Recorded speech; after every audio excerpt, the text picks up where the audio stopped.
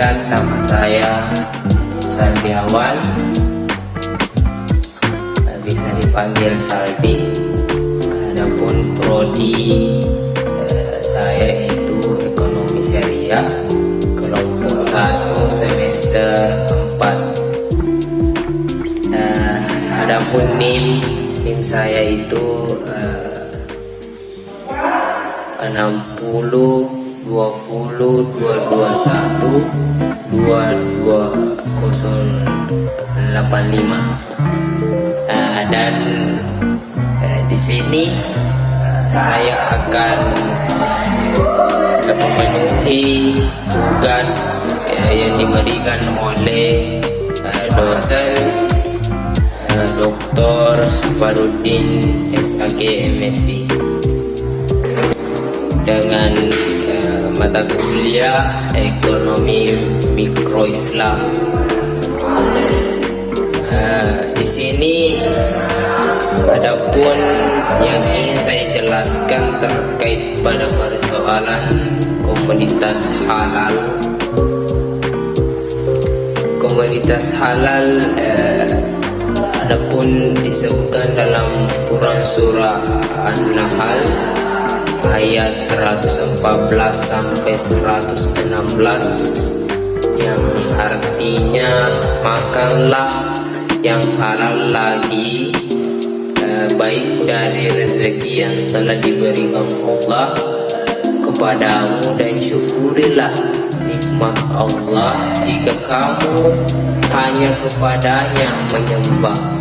Sesungguhnya Allah hanya mengharamkan atasmu memakan bangkai, darah, daging babi, dan api yang disembelih dengan menyebut nama selain Allah.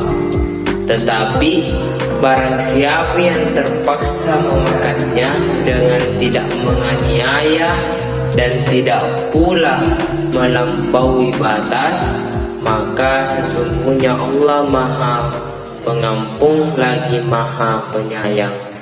Dan janganlah kamu mengatakan terhadap apa yang disebut oleh lidahmu secara dusta, ini halal dan ini haram, untuk mengadakan kebohongan terhadap Allah Subhanahu wa Ta'ala.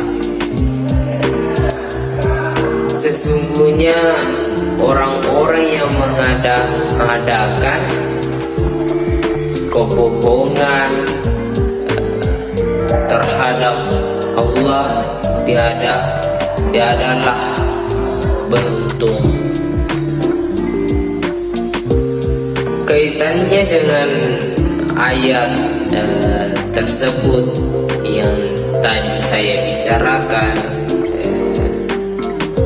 merupakan transaksi atau komoditas, bahwa komoditas atau barang yang bisa ditransaksikan atau sebagai sarana konsumsi dan produksi, yaitu suatu objek atau jasa yang halal yang memiliki nilai ekonomis yang bisa digunakan untuk mewujudkan maslahah atau manfaat fisik dan non-fisik.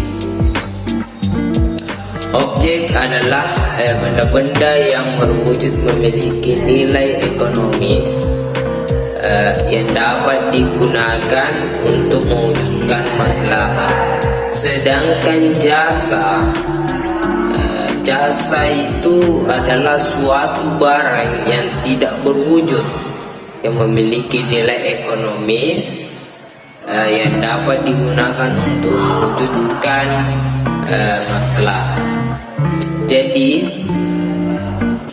bisa dikatakan bahwa barang dan jasa itu merupakan alat atau sarana yang memiliki nilai ekonomis yang dapat digunakan untuk mewujudkan sebuah maslahah. Barang sebagai sarana dalam mewujudkan maslahah.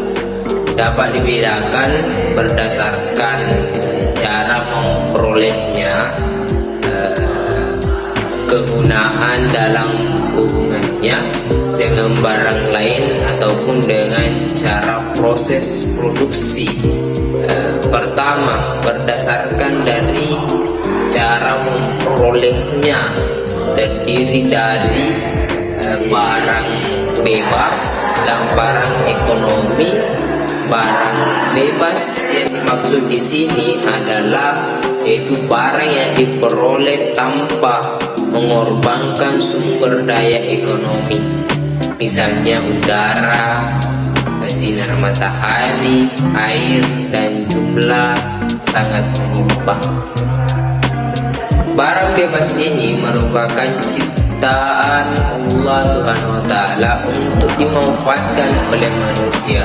Sedangkan barang ekonomi yaitu barang yang diperoleh dengan mengorbankan sumber daya ekonomi, misalnya pakaian, makanan, dan juga rumah. Barang ekonomi ini terdiri dari barang konsumsi, barang produksi. Barang konsumsi adalah barang secara langsung dimanfaatkan untuk memenuhi kebutuhan manusia, baik yang sifatnya tahan lama, misalnya pakaian, perabotan rumah tangga, kendaraan, dan lain-lain, maupun yang tidak tahan lama, misalnya bahan bakar, makanan, obat-obatan, dan lain-lain. Sedangkan barang produksi adalah barang yang secara tidak langsung dimanfaatkan untuk memenuhi kebutuhan manusia, karena harus mengalami beberapa proses produksi seperti bahan baku, mesin-mesin, dan lain-lain. Dan itulah sedikit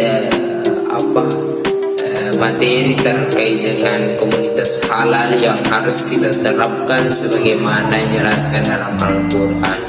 Jadi kita sebagai umat Islam, kita harus menjalankan bagaimana yang telah dijelaskan oleh Al-Quran. Kedua, berdasarkan kegunaan dalam hubungannya dengan barang lain, terdiri dari barang substitusi dan barang komplementer.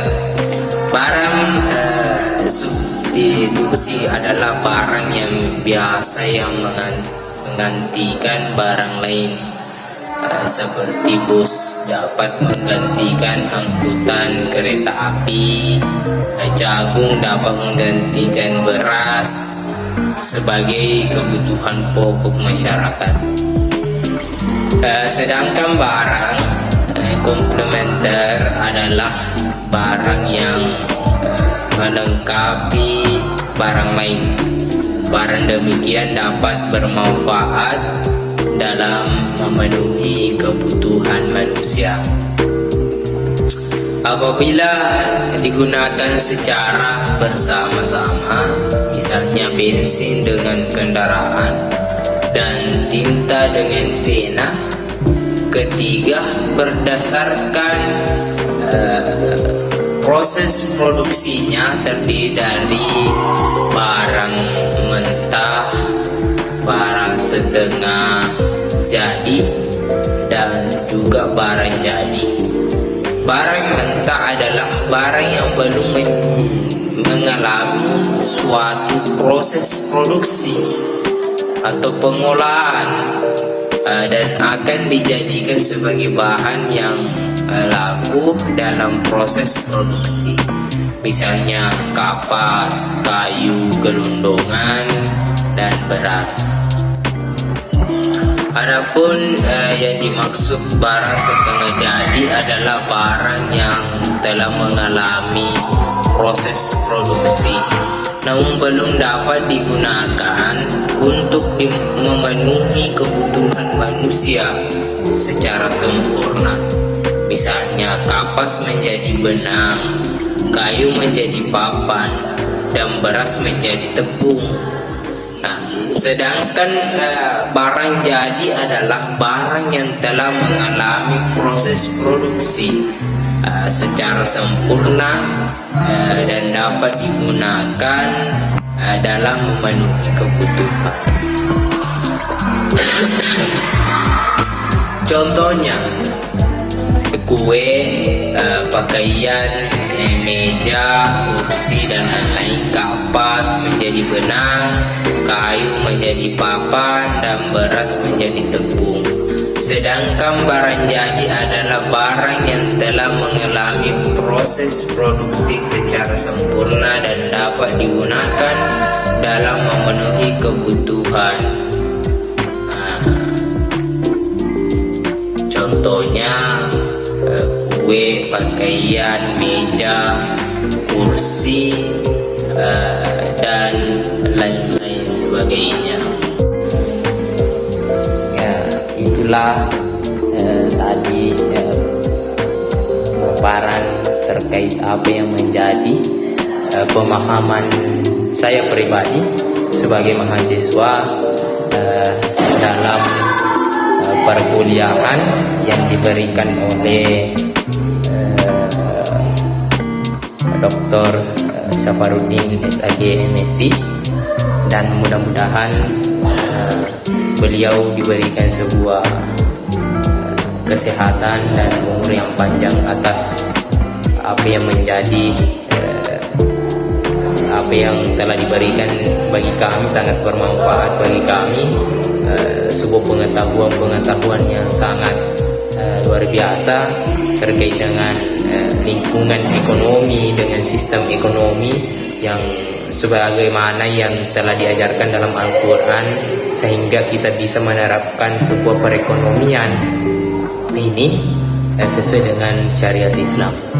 Dan mungkin hanya itu yang sempat saya sampaikan pada video kali ini, dan selanjutnya akan kita sharing-sharing lagi dan membuat video lagi. Sekian akhir kata dari saya. Allahumma biqila wa mitari. Assalamualaikum warahmatullahi wabarakatuh.